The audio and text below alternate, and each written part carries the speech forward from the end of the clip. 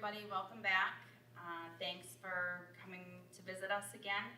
I'm Rochelle. I'm Erin.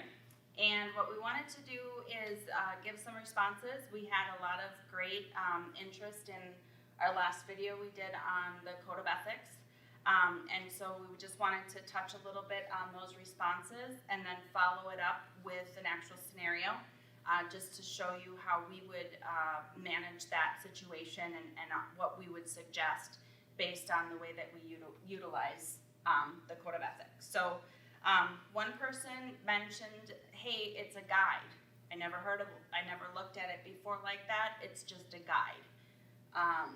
The concern with and maybe it's just a matter of understanding what that word guide means for the individual, right? But the guide sometimes is synonymous with a suggestion or kind of a starting point or something to maybe consider when. But we want to keep in mind that the Code of Ethics is for introductory, novice level, first time on the job interpreters and interpreters throughout the scope of the career. So it was eye-opening for us to kind of have that response and wanting to make sure that as professionals we're really thinking about the Code of Ethics as the thing that directs and influences the work that we do.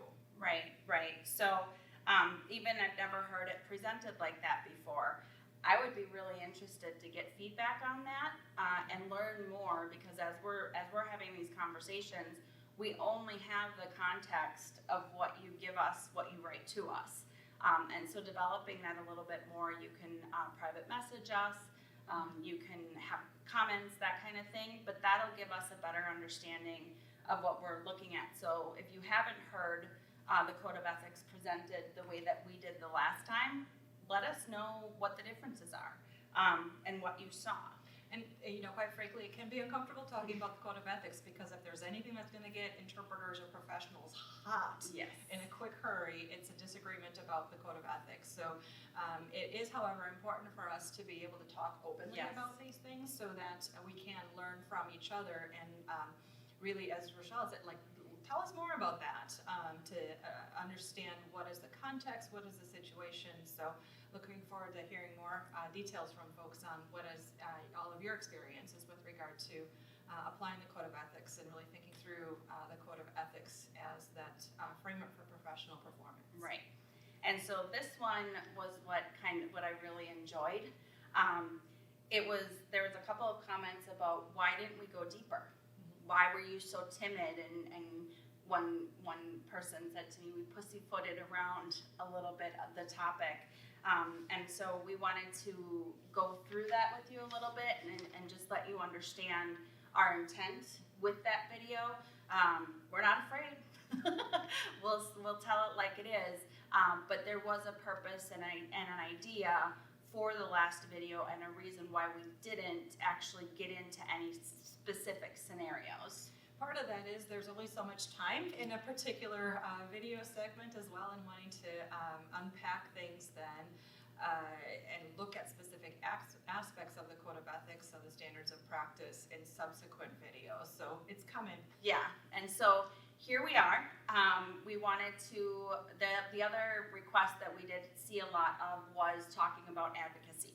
Yeah. And so what we wanted to do was take a certain circumstance and a scenario and show you why we would do things a particular way, but then also tactically what you could take away as an interpreter from the situation and how you could actually handle it based on the guidelines of the Code of Ethics and in particular advocacy. So you show up at the ER, and in the waiting room is family and friends of a patient who is overdosing on something that they took. And so the providers come out, they're asking the family member and friends, what did they take? What's going on? Because they're trying to obviously identify the issue so that they can treat the patient as quickly as possible and prevent them from dying. And so the family says, well, we don't know, we're not sure. And so the providers go back into the treatment area, and they're not ready for you to come back yet. And then you're sitting in the waiting room and you overhear the family members or the close friends identify what it was that the patient took. And so eventually you're called back to be in the room with the patient. And again, it was asked, do you know what the patient took? Do you know what's going on? And they're like, nope, have no idea what's happening. And so here you are as the interpreter in a critical life or death moment with this patient, and you overheard information that wasn't directly told to the provider. And now what do you do with that? Now you know that you have information that could save a person's life, but because it didn't happen in that direct dialogue between patient or provider and family member in this circumstance, what do you do? So it can be tricky because you're sitting with that, and one of the ways that we'll describe the Advocacy Code of Ethic is it's the one that allows us to go to sleep at night. Right. So when we're identifying, a situation, we're making these split-second decisions as interpreters, a couple of things to keep in mind. We only have a certain scope of information in any given snapshot in time.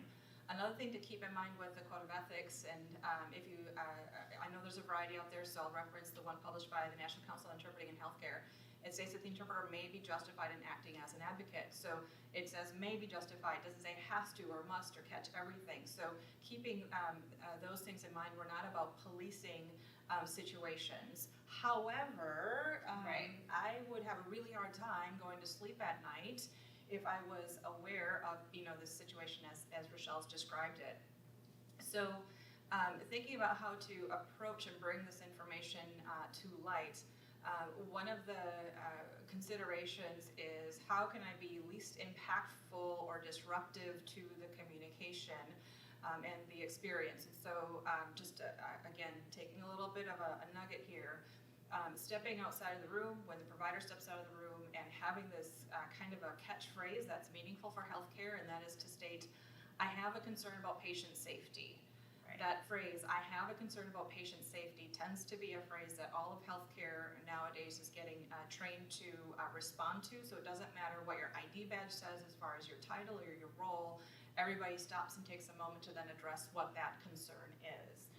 So that way it's not, I think you guys have messed up, or I think the patient's lying, or I think all these other things. It's a neutral way that integrates with not only our role as the interpreters, but also what is a standard practice for healthcare environment to begin with, that allows us then to say what our concern is, and then give the opportunity for something to be addressed more deeply and caring for the patient. Right, and instead of, if you notice what Erin said, instead of addressing it in the room, right, or at the moment when you're with the family members and the friends and that kind of thing, you're stepping away and finding the provider to have a private moment to tell them that you're concerned about the safety, so that you don't have to worry about, well, how come you said that, or I didn't want to, or any kind of backlash. So you're able to say, hey, I have a concern of patient safety, I'm just an interpreter, I happen to overhear this, I thought it was critical information, just wanted to tell you, and now I'm gonna pop back in and resume my role as interpreter. And then what that does is it gives the providers the opportunity to take that information and do with it what they will, because we don't know what they need, we don't know what they're gonna do with it, but we feel that it's information that would directly affect the outcome and the safety of the patient. So you don't have to be, oh, well, how come you didn't say? And you don't have to bring grandiosity or attention to something, because a situation like this in particular is very private, it's very embarrassing, it's very personal to family and friends, especially depending on culture or background. And so it's really important to be able to walk that pathway very delicately without overstepping and being like, oh, I'm awesome, I'm the interpreter, I saved the day. That's not our space. So certainly more to talk about with regard to this little scenario, but wanted to give you at least a little bit of a starting point and maybe something to grab onto as applicable technique or skill that you might use when you find yourself in these situations that are making making you wonder if you'll be able to fall asleep at night. So we'll continue the conversation and invite you to share what are your situations, your scenarios, and your strategies as well, and give us some feedback. Right. Would love to hear what you have to say. Can't answer things if you don't let us know. So thanks for watching and wishing you a very happy day. Happy interpreting. Bye-bye.